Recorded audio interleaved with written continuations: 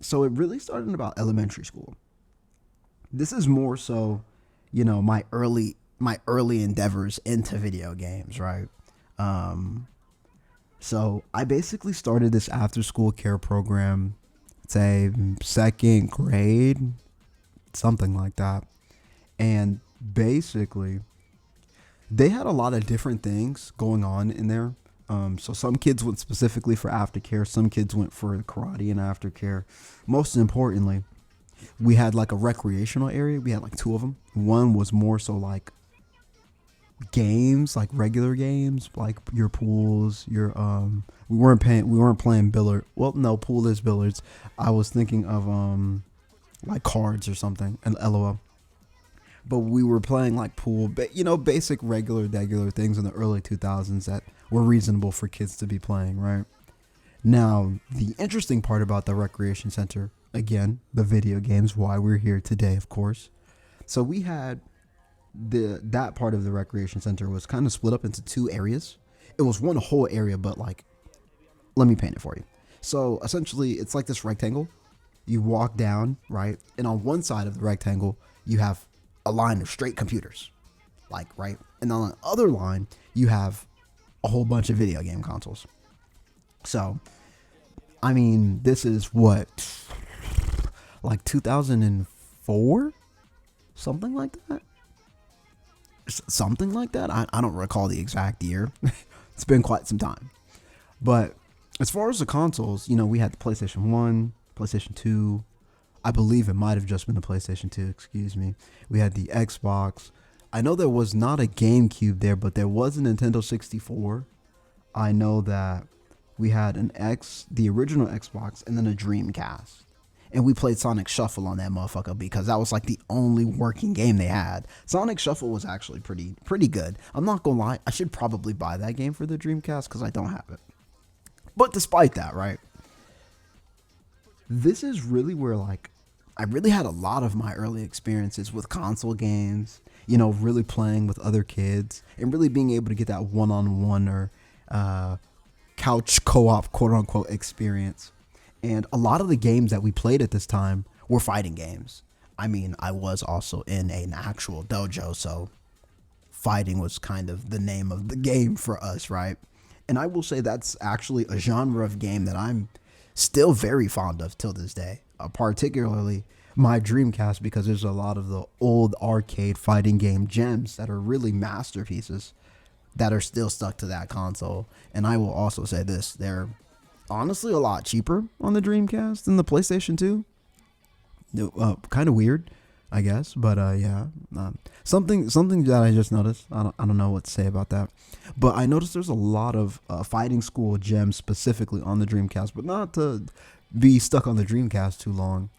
It was more so when I first saw the PlayStation 2, or really started to experience the PlayStation 2 as the generation kind of kept going. And then this is like I really grew up more so on the PS3, and then I kind of became like a young adult basically going into the PS4 era till today. Like, what, I was like 15.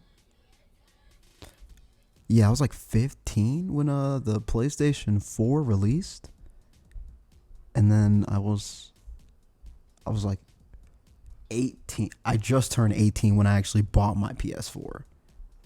Cause and then yeah, the PS4 Pro didn't release until like 2016, and I already started college. But that's besides the point. Um, I remember going back to the dojo, right? We ended up going to a second location, and in this location was really, like I was saying, like that real PlayStation 2 era of games really started to really begin getting their prominence. I remember seeing God of War for like the very first time. Um, I will say this: I had no idea there were sex scenes in there back in the day. I mean, the moment I saw it, I had an understanding of what I was looking at, but I didn't really know or understand what I was really looking at. It was just a black screen, but if you were 18 at the time, you would have understood compared to like, I think I was like maybe 10. Again, I don't really recall how old I was, but one of the things that was my favorite game to play on there was like Naruto Ultimate Ninja 3. Yo, we were fighting in that bitch all the time with that specific game. And this is around the time where most of us at the dojo were had handhelds, so we were all basically playing the same games, Mario Kart, exchanging Pokemon games, and like playing things like Icy Tower. And this is kind of where like the PC gaming comes in. So I really just stopped and looked at like the history that I've had with games growing up.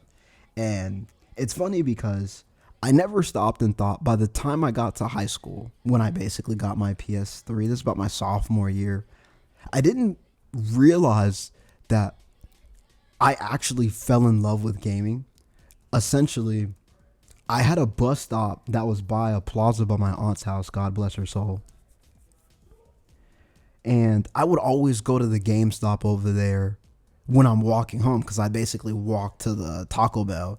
And the Taco Bell was like on the lower end of the plaza, but the GameStop was all the way up. So I really just had to walk towards the back of the plaza to get to GameStop.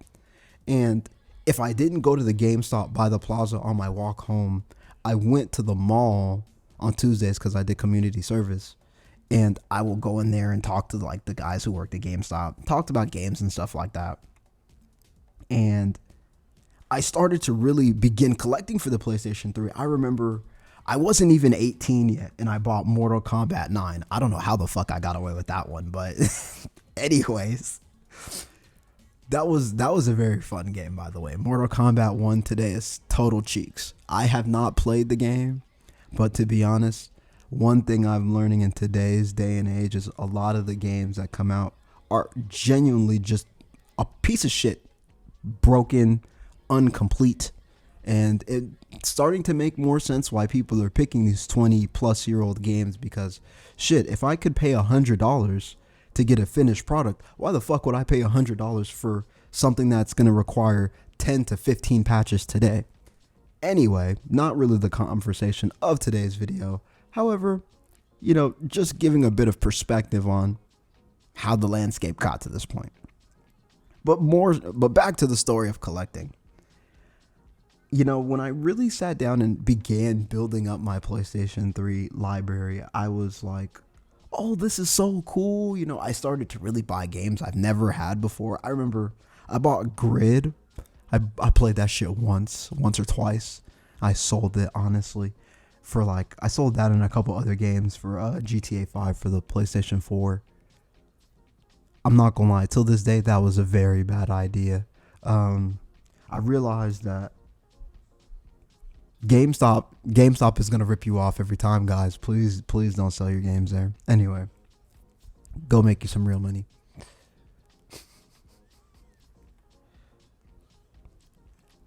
I realized within that time, my perspective on gaming kind of changed. And the funniest part is, like, I never really played a lot of video games. I would say once I graduated middle school, I basically put my DS Lite down and I didn't really touch anything. I was basically making money through this time. But again, conversations about video games, right? And a lot of the money that I made selling candy went to buying these video games. So it's kind of funny to see the 360, right? Like back then it was more like I dabbled and I was just interested in collecting games. Really just for that one particular console. And then, well, those two technically.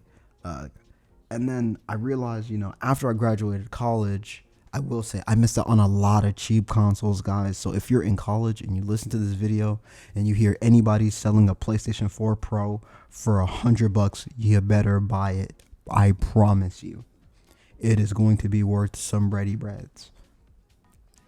But it's more so, really being able to make memorable experiences with these pieces of quote unquote hardware that we get, right? And I realized for me that a lot of those experiences shaped my life, from playing Crash to playing Tekken, Mario Kart 64, Jet Set Radio Future, Uh, even things like Sonic Shuffle, even though I'm not really a huge card game player. Ironically, I'm saying that, but I play Dokkan now, so that's besides the point. I just realized that there's a lot of things that have really pushed me towards this point. And the funniest part is, once I graduated college and really started to look deeper into my life, into myself, I started to see myself gravitate more so to actually just collecting consoles.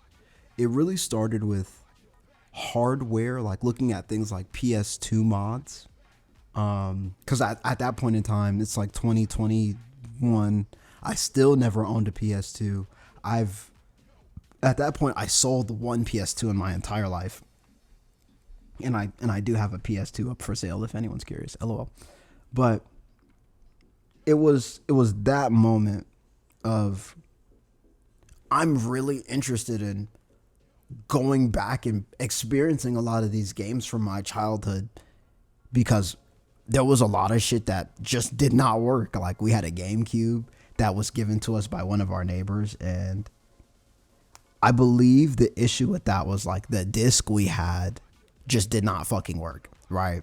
And we didn't have memory cards back then. That was a huge fucking thing, by the way. Like, when I started collecting these consoles again, I did not realize that these consoles needed memory cards. The only console I knew needed a memory card was like a PlayStation 2, because everyone had one, right? I didn't know a GameCube had memory cards back in the day, right?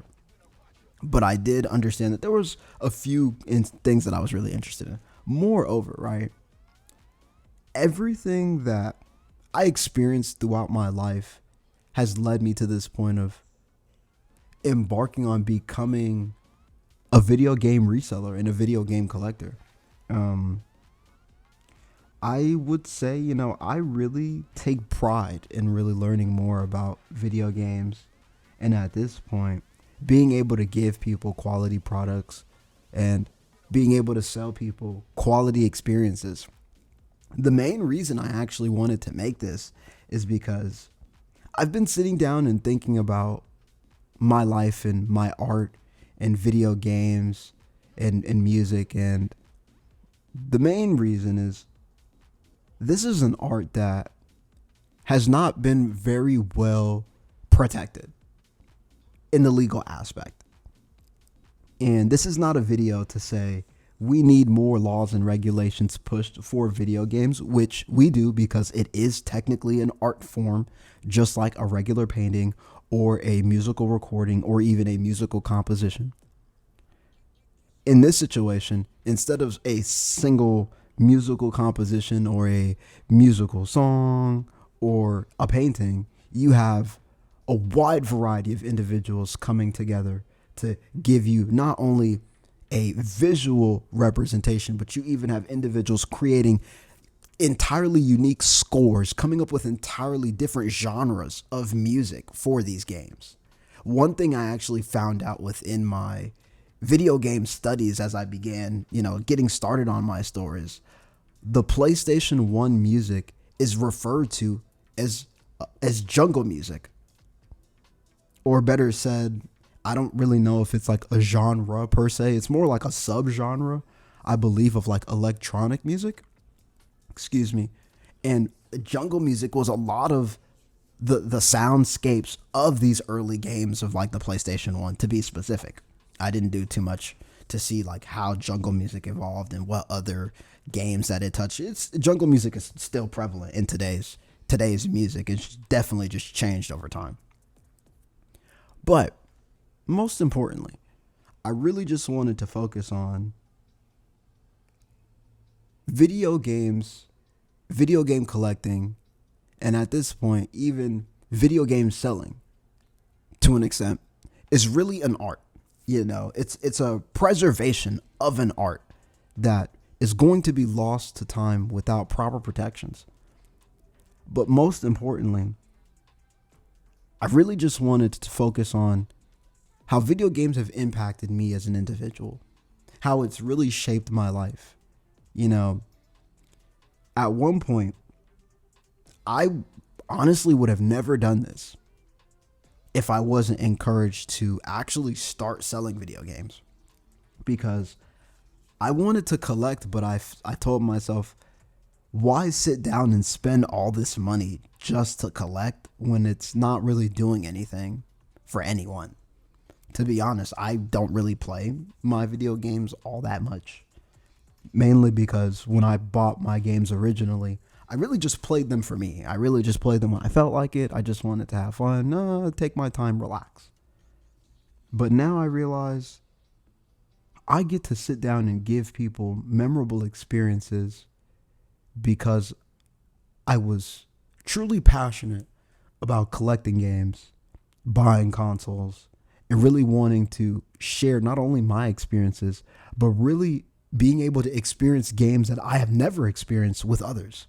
I have a wide variety of games, even now, new and old, that I still have never played and experienced. And I'm honestly very excited for what comes next with the channel.